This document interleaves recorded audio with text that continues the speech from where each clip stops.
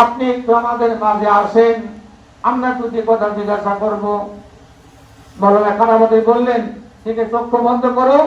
চক্ষু বন্ধ করলেন মৌলানা কারামত আলী সাহেব, 4 জন থেকে 1 জন হয়ে গেলেন। ধরে বলি সুবহানাল্লাহ। 1 জন হয়ে গেলেন।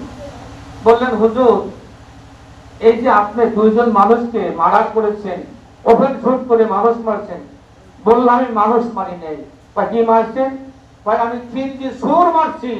আমি মানুষ মারি, সুর মারছি। তার প্রমাণ? বলে কবর খোঁজেন। কবর খুঁজে দেখে প্রথম কবরের মধ্যে সুর শুয়ে আছে, দ্বিতীয় কবরের মধ্যে সুর শুয়ে আছে। ওসি সাহেব সমস্ত কাগজপাতি চার্জশিট ফেলাই দিয়ে, অস্ত্র ফেলাই দিয়ে মাওলানা শাহ কারামতুল হাতে হাত দিয়ে কালমা পড়ে মুসলমান হয়ে গেলে,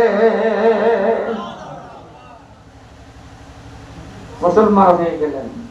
জীবনের মধ্যে দেখলাম যে মাওলানা কারামত আলী সাহেবের হাতে হাত দিয়ে কালমা পড়ে 8,80,000 মানুষ মুসলমান হয়েছিলেন। ধরে বলে সুবহানাল্লাহ। সেই কারামতি সাহেবের উত্তরসূরি, সেই কারামতি সাহেবের নাতি আমাদের মাঝে আছে। ইনশাআল্লাহ আমাদের জীবনটা ধন্য, আমাদের কবরটা ধন্য।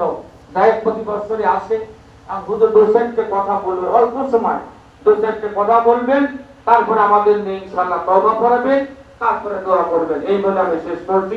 আসসালামু আলাইকুম ওয়া রাহমাতুল্লাহ। আর মা বোনরা যারা তওবা করবেন, পানি ভরা নেবেন, কবজ নেবেন, ঠিক 8টার সময় এই বাড়িতে এসে তওবা করে যাবেন ইনশাআল্লাহ। আসসালামু আলাইকুম ওয়া রাহমাতুল্লাহ।